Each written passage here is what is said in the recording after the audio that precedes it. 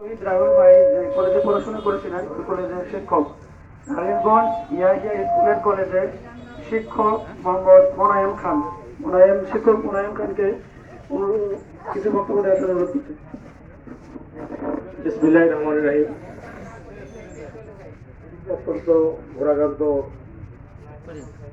আজকে এই সময় এই রাহুল আমাদের Raniganj Yahiya high school and কলেজের দ্বাদশ শ্রেণীর ছাত্র। এই 2 মাস আগে তার পরীক্ষা হইল। অত্যধিক একজন ভদ্র ছেলে, বিনয়ী এবং প্রতিবাদী। সে পরীক্ষাও ইনশাল্লাহ ভালো করেছেন। যেদিন 4 তারিখে বৈষম্য কোটা বিরোধী আন্দোলনের সমাবেশ হবে,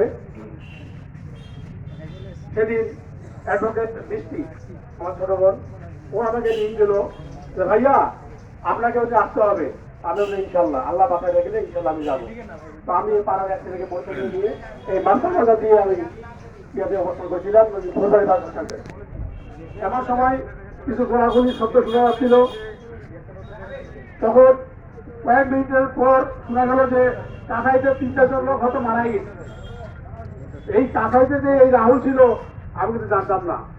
তারপর ওখান থেকে জিহাদ ফাউন্ডেশনের পিছনে মসজিদে জোহর নামাজ আদায় করে আমরা কিন্তু চলে আসলাম বাসায়। তারপর আমার পাড়ার এক ছেলে আসে বললো, স্যার ওই আমার টাকার বাজারে এক ছেলে গুলিবিদ্ধ হয়েছে, বীরগার এক ছেলে গুলিবিদ্ধ হয়েছে, আর রানীগঞ্জে এক ছেলে গুলিবিদ্ধ হয়েছে। তা আমি রানীগঞ্জে গুলিবিদ্ধ হয়েছে এর নাম কি?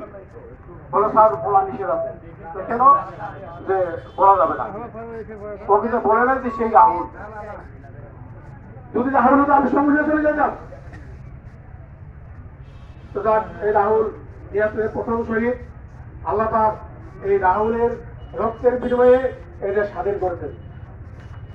আবু সাইদের রক্তের বিনিময়ে এদের স্বাধীন করেছেন।